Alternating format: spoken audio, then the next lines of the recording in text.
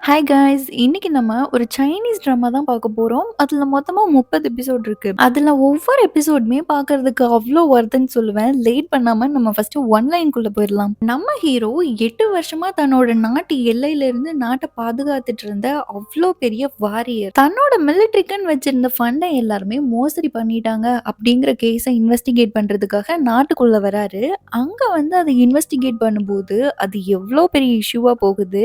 அதுல நம்ம ஹீரோயின எங்க பாக்குறாங்க, அதுல எவ்ளோ எவ்ளோ ஃபன்னியான விஷயம் நடக்குது. ஹீரோயினும் சும்மா கிடையாது, ரொம்ப புத்திசாலியான பொண்ணு. அவங்க எப்படி ஹீரோக்கு ஹெல்ப் பண்ணி இந்த பிரச்சனையெல்லாம் ஓவர் கம் பண்ணி வராங்க அப்படிங்கிறது தான் இந்த ட்ராமாவோட ஒன் லைன். சத்தியமா சொல்றேன், ஃபன்னியா இருக்கும். மிஸ் பண்ணாம பாருங்க. அதே டைம்ல இன்வெஸ்டிகேஷனும் நல்லாருக்கும். இப்ப நம்ம லேட் பண்ணாம ஃபர்ஸ்ட் எபிசோட்குள்ள போயிரலாம். ஃபர்ஸ்ட் எபிசோட் ஸ்டார்ட்டிங்லயே அந்த மொத்த ஊரே வாய பொளந்து பாக்குற அளவுக்கு அவ்ளோ சீர்வரிசையோட ஹீரோயின பொண்ணுக்கிட்டு வந்திருக்காங்க. எங்க ஹீரோயின் அழகா என்கேஜ்மென்ட்க்கு ரெடி ஆயிட்டு இருக்காங்க. அப்போ அவளோட மெய்டு கேக்குறாங்க, "என்ன நீங்க நிஜமாவே என்கேஜ்மென்ட்க்கு ஓகே சொல்லிட்டீங்களா? உங்களுக்கு ஒரு விஷயம் தெரியுமா? இங்க எல்லாருமே ஒரு காசிப் பேசிட்டு இருக்காங்க. அந்த பையனுக்கு ஆல்ரெடி அவங்க கசின் கூட அஃபேர் இருக்கு" அப்படின்னு. அஃபேர் மட்டும் கிடையாது, ஆல்ரெடி அந்த பொண்ணு பிரெக்னன்ட்டா வேற இருக்காளாம் அப்படின்னு சொல்லிட்டு இருக்கும்போது, ஹீரோயினுக்குமே அதுல இன்ட்ரெஸ்ட் இருக்க மாரி தெரியல.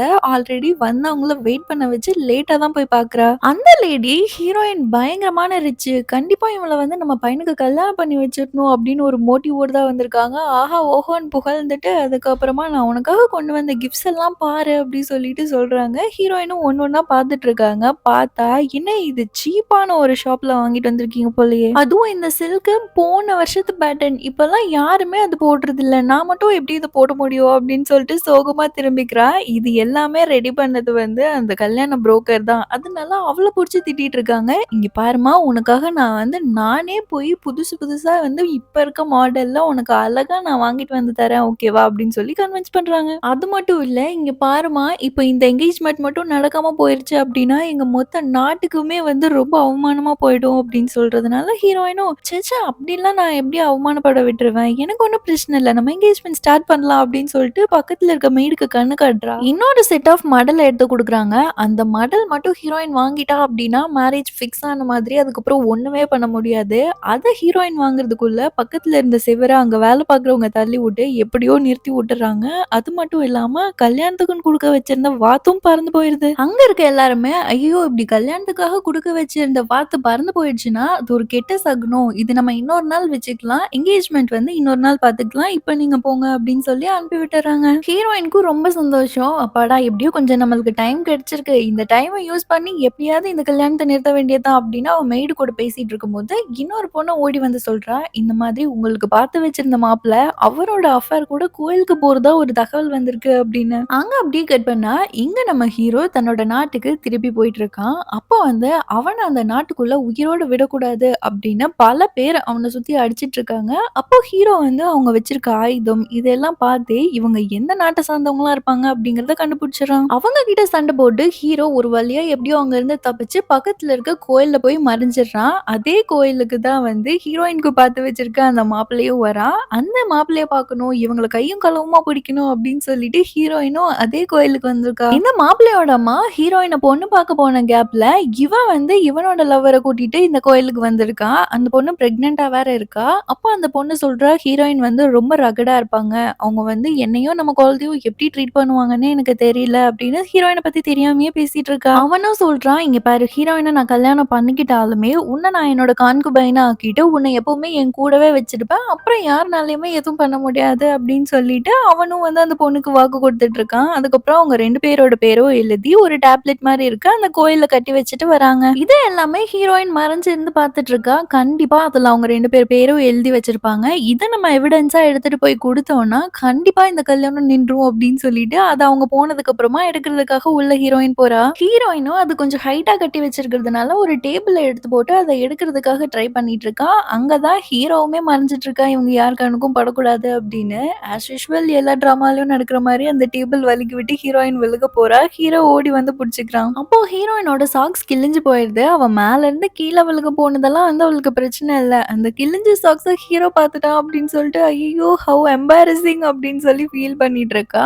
அப்போ வந்து ஹீரோவ தேடி எல்லாருமே வந்துடுறாங்க. ஹீரோயின் வந்து ஒரு பெரிய இடத்து பொண்ணு. இப்படி ஒரு பையன் கூட தனியா இருக்கிறது எல்லாரும் பார்த்தாங்கன்னா, எல்லாரும் தப்பா பேசுவாங்கன்னு சொல்லிட்டு, அவளும் சாமி கும்பிடுற மாரி நடிச்சிட்டு இருக்கா. இருக்கா. ஹீரோவும் போய் ஒளிஞ்சுக்கிறான். ஹீரோயினோட மெய்டு தான் உள்ள யாரும் போக்கூடாது. பெரிய இடத்த பொண்ணு ஒருத்தவங்க சாமி கும்பிட்டுருக்காங்க அப்படின்னு சொல்லிட்டு அவங்கள எல்லாத்தையும் உள்ள விடாம ட்ரை பண்ணிட்டு இருக்கா. அவங்களும் எவ்வளவோ சொல்லி பார்க்குறாங்க. பட் இந்த சீக்ரெட் மிஷன் வந்து யாருக்கும் தெரிஞ்சிடக்கூடாது அப்படிங்கிறதுனால இவங்க சும்மா லைட்டா தேடி பார்க்குறாங்க. உள்ள ஒண்ணும் இல்ல. அதனால அப்படியே திரும்பி போயிடுறாங்க. அவங்க போனதுக்கு அப்புறமா ஹீரோயின் கீழ விழுகும்போது அவங்க ஃபேமிலி சிம்பல் போட்டு ஒரு கீ செயின் மாரி இருக்கு. அது கீழ விழுந்திருக்கும். அத ஹீரோ பார்க்குறான். அத எடுத்து வச்சுட்டு ஹீரோயின் கிட்ட குடுக்கலான்னு தான் போறான். ஆனா அங்க நெறைய பேர் இருக்கிறதுனால ஹீரோயின் வந்து தன்னோட வண்டியில ஏறி போகும்போது அந்த வண்டிக்கு அடிய புகுந்து ஹீரோவும் அங்கருந்து தப்பிச்சிடுறான். பாதி வழியில ஒரு காட்டுக்குள்ள போயிட்டு இருக்கும்போது ஹீரோ அங்கருந்து இறங்குறான். ஏதோ சவுண்ட் கேக்குது அப்படின்னு சொல்லிட்டு அந்த வண்டியும் நின்றுது. ஹீரோயின் இறங்கி போய் பார்த்தா, "ஏய் நீ எப்படி இங்க வந்த?" அப்படின்னு சொல்லி கேட்டுட்டு இருக்கும்போது ஹீரோவ தாக்குறதுக்காக மறுபடியும் எல்லாருமே வந்துடுறாங்க. அவங்க எல்லார் கூடயும் ஒரு வழியா சண்டை போட்டு ஹீரோயினையும் காப்பாத்திடுறான். பட் ஹீரோக்கு நெறையாவே அடிபட்டிருக்கு. அப்போ ஹீரோ வந்து கேட்குறான், "என் ஊருக்கு நான் திரும்பி போகணும். உங்க வண்டியில எனக்கு கொஞ்சம் இடம் குடுக்குறீங்களா?" அப்படின்னு கேட்குறான்.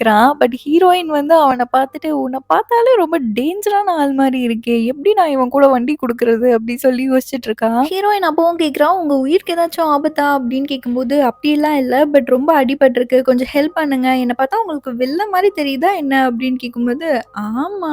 ச்சீச்சே! அப்படிலாம் நான் சொல்ல வரல. உங்களுக்கு தான் உயிருக்கு ஒண்ணும் பிரச்சனை இல்லையே. எனக்கு லேட் ஆச்சு. நான் வரேன். பாய்" அப்படின்னு சொல்லிட்டு போயிடுறான். ஆனா அங்கருந்து போறதுக்கு முன்னாடி ஹீரோயின் தன்னோட மெய்டு கிட்ட கொஞ்சம் தண்ணியும், மருந்தும் வந்து அவனுக்காக குடுத்துரு அப்படின்னு சொல்லி ஒரு டப்பாவ தூக்கி போட்டு போயிடுறாங்க ஹீரோக்காக. ஹீரோயின் எப்படியோ ஒரு வழியா சேஃபா வீட்டுக்கு வந்துடுறா. வீட்டுக்கு வந்ததுமே ஹீரோயினோட ஃபேவரைட் கசின் ஓடி வந்து ஹீரோயின பார்க்குறா. "என்ன உனக்கு வந்து ஏதோ பிரச்சனை ஆச்சுன்னு சொன்னாங்களே, என்னாச்சு?" அப்படின்னு கேட்குறா. ஹீரோயினும், "அதெல்லாம் ஒரு பிரச்சனையும் இல்ல. நான் இப்போ ரொம்ப நல்லாவே இருக்கேன். ஒண்ணும் ஃபீல் பண்ணாத.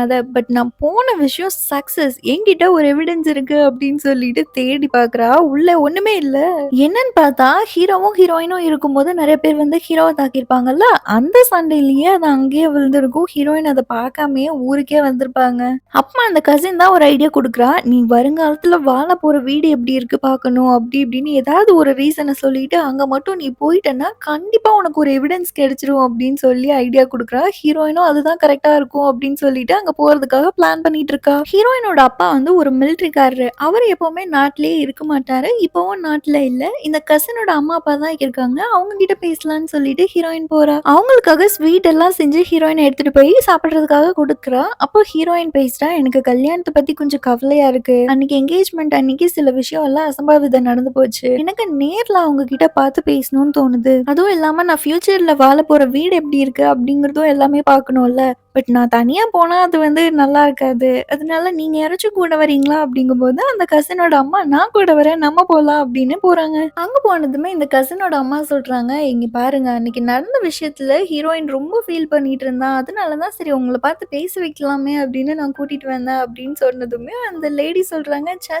இது அன்னைக்கு நடந்தது எல்லாமே இந்த கல்யாண புரோக்கர் வந்து ப்ராப்பரா எதுவுமே அரேஞ்ச் பண்ணல. அதுதான் பிரச்சனை." அப்படின்னு சொல்றாங்க. "இந்த வாட்டி ஒண்ணொண்ணுமே நான் பார்த்து பார்த்து என் கையால தான் அரேஞ்ச் பண்ணியிருக்கேன். உங்களுக்கு அந்த லிஸ்ட் குடுக்குறேன். நீங்க அத செக் பண்ணிட்டு சொன்னீங்கன்னா போதும்." அப்படின்னு உடனே இந்த கசினோட அம்மா, "நான் உனக்காக செக் பண்ணி குடுக்குறேன்." அப்படின்னு சொல்லிடுறாங்க. அப்போ ஹீரோயின் வந்து, "சரி ஓகே. நீங்க எல்லாம் பார்த்துட்டு இருங்க. நான் அப்படியே போய் அரண்மனைய சுத்தி பார்த்துட்டு வரேன்." அப்படின்னு உடனே இந்த லேடிக்கு பதறுது. ஏன்னா அந்த மாப்பிள்ளையோட அஃபேர் அந்த கசின் இருக்காங்கல்ல, அந்த கசினும் அதே அரண்மனையில தான் இருக்காங்க. அவங்க பிரெக்னன்ட்டா இருக்க விஷயம் முதற்கொண்டு எல்லாமே இந்த லேடிக்கும் தெரியும். இந்த விஷயத்த மறைச்சு ஹீரோயினுக்கு எப்படியாவது அந்த பையன கல்யாணம் பண்ணி வச்சுட்டோம் அப்படின்னா, அவங்க சொத்து எல்லாமே நமக்கு வரும் அப்படிங்கிற ஒரே மோட்டிவ்ல தான் வந்து ஹீரோயின கல்யாணம் பண்ணி வைக்கணும்னே இருக்காங்க. "சரிம்மா நீ தனியா போகாத. என்னோட அசிஸ்டன்ட்டையும் கூட கூட்டிட்டு போ." அப்படின்னு சொல்லிட்டு பத்திரமா அவள வந்து அந்த கசின் இருக்க இடத்துக்கே கூட்டிட்டு போயிறாத அப்படின்னு சொல்லி தான் அனுப்பி வைக்கிறாங்க. ஹீரோயினுக்கு ஒரே வருத்தம்.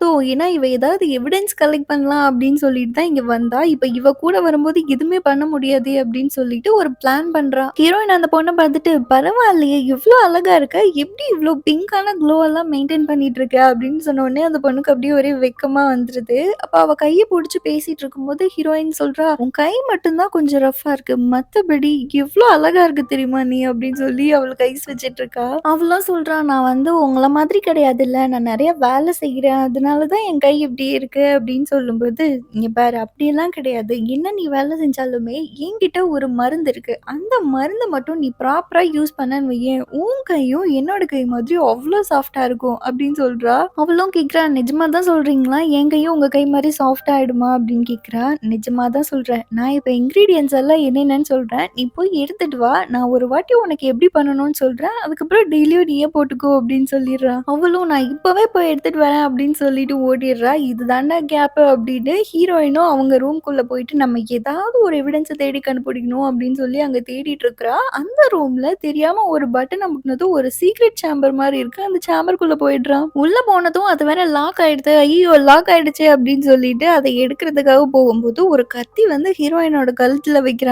யாருன்னு பார்த்தா நம்ம ஹீரோ. ஹீரோயினும் என்ன தயவு செஞ்சு விட்டுருங்க. நான் எங்க வீட்டுக்கு போயிடுறேன். தெரியாம நான் இந்த பக்கம் வந்து மாட்டிக்கிட்டேன். நான் வந்து எங்க வீட்டுக்கு போனேன்னா, இங்க நான் பார்த்தத பத்தி ஒரு வார்த்தை மூச்சு கூட விட மாட்டேன். என்ன மட்டும் விட்டுருங்க அப்படின்னு சொல்லி கெஞ்சிட்டு இருக்கா. அப்போ ஹீரோ வந்து அங்க இருக்க பாக்ஸ் எல்லாம் ஓப்பன் பண்றான். ஓப்பன் பண்ணி உள்ள என்ன இருக்குன்னு பார்த்தா, உள்ள எல்லாமே இவ்ளோ நாளா ஃப்ராட் பண்ணி திருடி வச்சிருந்த அத்தன சில்வருமே அங்க இருக்கு. அதோட மதிப்பே வந்து ரொம்ப அதிகமா இருக்கும். ஹீரோயின் உடனே ஒரு பிளான் பண்ணிட்டா. இத மட்டும் நம்ம போட்டு கொடுத்தோம் அப்டின்னா, கண்டிப்பா இவங்க பண்ண ஃப்ராடும் வெளிய தெரிஞ்சிரும். நம்ம கல்யாணமும் நின்றும் அப்டின்னு சொல்லி ஹீரோயின் ஒரு ஐடியா பண்ணிட்டு இருக்கா. பட் ஹீரோ வந்து வேற ஒரு ஐடியா வச்சிருக்கான். இன்னொரு பக்கம் இந்த மாப்பிள்ளையோட அம்மா கிட்ட வந்து அந்த அசிஸ்டன்ட் சொல்லிட்டா போல, ஹீரோயின் காணாம போயிட்டாங்க. எங்க போனாங்கன்னே தெரியல. நான் எல்லா பக்கம் தேடி பார்த்தேன் அப்டின்னு. அவ திட்டிக்கிட்டே வரா. உனக்கு குடுத்தது ஒரு வேலையும் உருப்படியாவே நீ பண்ணல அப்டின்னு சொல்லிட்டு. இவங்க உடனே அந்த மாப்பிள்ளையோட அஃபேர் இருக்காங்கல்ல, அந்த கசின் கிட்ட தான் வந்து அவளும் வெளிய வாக்கிங் போலாம் அப்படின்னு அப்பதான் வெளிய வந்திருப்பா. "நீ வெளியலாம் போகக்கூடாது. நீ உள்ளயே இரு" அப்படின்னு சொல்லிட்டு அவள உள்ள அனுப்பிச்சு விட்டுறாங்க.